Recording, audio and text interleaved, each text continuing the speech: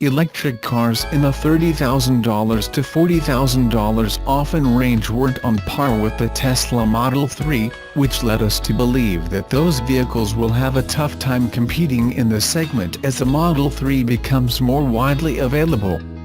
But with Tesla's recent changes in the timeline for different and less expensive configurations, it has become clear that the Model 3 will not be available at a price point nowhere near $35,000 for almost the entire year, which could have a major impact in the EV market.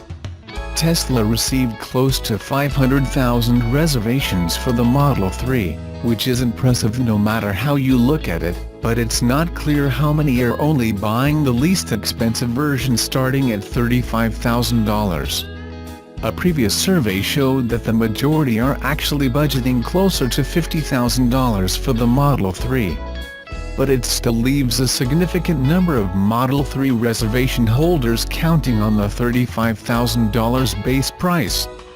In the US, some of them are even stretching their budget and counting on the $7,500 tax credit in order to buy the Model 3. It's them who are most affected by Tesla's change last week that pushed standard battery pack production to late 2018 feet.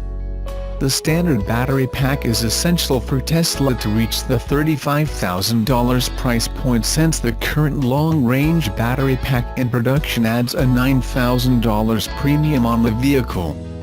At the moment, it looks like no one buying a Model 3 with standard battery pack will have access to the full $7,500 tax credit, but they could still get a partial credit if there are no more delays, which is a big if. It opens the door to EVs like the Chevy Bolt EV, the Hyundai Ioniq EV, and especially the new Nissan Leaf, which is expected to be available in higher volumes. Nissan reportedly delayed several features that would have made the next-gen Leaf competitive with the Model 3 from the model year 2018 to 2019. But those features will come at a higher price, while the vehicle's current $30,000 starting price before the tax credit might start to look good against the current $49,000 starting price of the Model 3. Buyers will start asking themselves if the differences in range and features are worth the $19,000 price difference, or if the wait and losing the full tax credit is worth it. Let's take an informal poll for Model 3 reservation holders to see if it's the case. If the answer is yes, then what other electric car you think is the most attractive now that the Model 3 standard battery pack is delayed? Another thing that can make a difference is the availability of lease programs and subscription program when it comes to the Ioniq, which Tesla has yet to make available for the Model 3. For the Chevy Bolt EV, we have seen prices between $220 and $300 per month. You can always check with your local dealers for inventory. Nissan recently launched a lease program starting at $229 per month. Automakers apply the federal tax credit on their end in order to reduce the cash down or the monthly payments with those programs. But Tesla generally doesn't offer a lease program early in the production ramp-up of a new vehicle.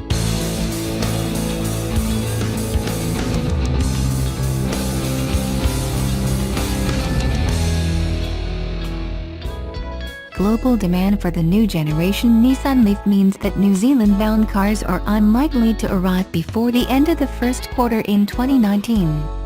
Nissan New Zealand Managing Director John Manley said, "We've just started the process for bringing the new Leaf to New Zealand, but due to the incredible 40,000 orders received for it already, we anticipate the car won't arrive until the end of the first quarter in 2019. Manley has recently returned from the 3-day-long Nissan Futures event in Singapore, where it was announced that the new Leaf will go on sale in 7 markets in Asia and Oceania during the next fiscal year. Nissan says it will launch the model in Australia, Hong Kong, Malaysia, New Zealand, Singapore, South Korea and Thailand. Manley says that specification for New Zealand-bound cars is yet to work out with the factory, but it is committed to bringing the car to our market. Manley says, "I've driven the car in Singapore and it is an amazing drive and an outstanding vehicle. I'm sure it will deliver to customer expectations. Nissan is also exploring introducing the zero-emission car in other markets in the region, including Indonesia and the Philippines. Nissan Regional Senior Vice President Yutaka Sanada said the company is working to bring the new generation of the world's best-selling electric vehicle to as many markets as possible. Sanada says, "The launch in so many markets shows our commitment to playing a leading role in electrification in this dynamic region, and to delivering the future of mobility to the region now." He says, Nissan is studying demand in Indonesia and the Philippines ahead of the Leaf's next launch phase.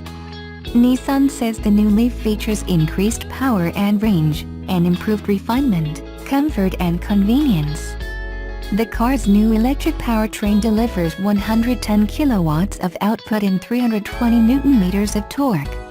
Nissan has sold more than 300,000 Leaf cars globally since the model first went on sale in 2010.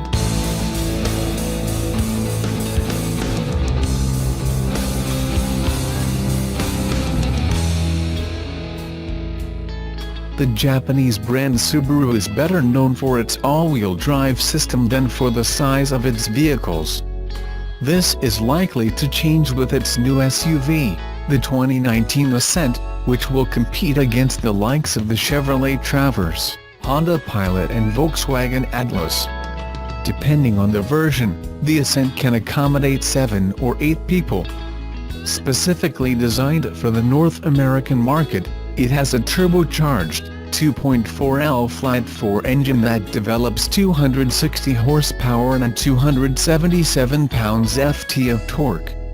The gearbox is a continuously variable automatic and all-wheel drive is obviously standard.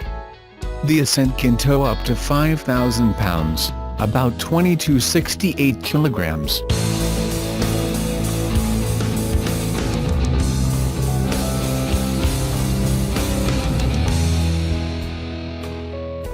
Tesla has successfully managed to send a roadster into space and it is headed to the asteroid belt right now. However, it is having problems closer to home with the production of the Model 3 cars.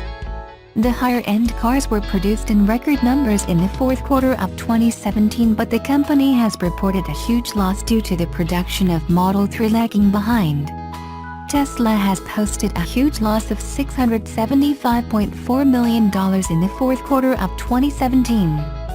This is more than 5 times of the $121.4 million it lost in the same quarter of 2016. Tesla has had a very busy year. It revealed Tesla's semi-truck to revolutionize trucking along the next-generation Roadster. It began rolling out solar tiles for the customers and completed the world's biggest battery well before schedule. There has also been an increase in the production of Model S and Model X cars. 28,425 vehicles were shipped in the fourth quarter, which is a 28% increase on the same period in 2016. Overall, the vehicle deliveries have grown by 35% as compared to last year and has been the reason for a 36% increase in automotive revenue according to Tesla. However, all eyes are still on the Model 3, Tesla's debut sedan for the mass market. Hundreds of thousands of people pre-ordered the vehicle, which the company had planned to dispatch 20,000 per month by December, but it was only able to ship 1,542 vehicles in the fourth quarter. The company is hopeful that it will be able to boost production from here and has targeted a weekly production of 2,500 by the end of first quarter, and the number is expected to double by the end of the second quarter. CEO Elon Musk during an investors' earnings call said, "If we can send a roadster to the asteroid belt, we can probably solve Model 3 production."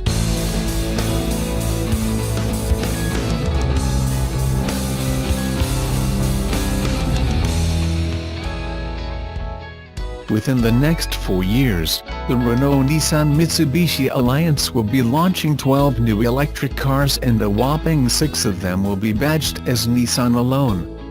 The confirmation on this was made earlier today by Nissan when they revealed that their next major plan is to pass around the established EV setup on the Leaf onto newer vehicles. Nissan also mentioned that not 6 Albanian Lex EVs which they plan to produce in the near future will be made for the US. This is due to the fact that some units will be made as a budget EV for emerging markets. The official numbers are not out yet and neither are the details, but we can expect at least one new EV to accompany the Leaf here in the US. Seeing that Nissan is obsessed with trendy crossovers and SUVs, it is perhaps right to assume that the next major EV to get sold alongside the Leaf is going to be an SUV. We can expect Nissan to clarify on this between now and next year.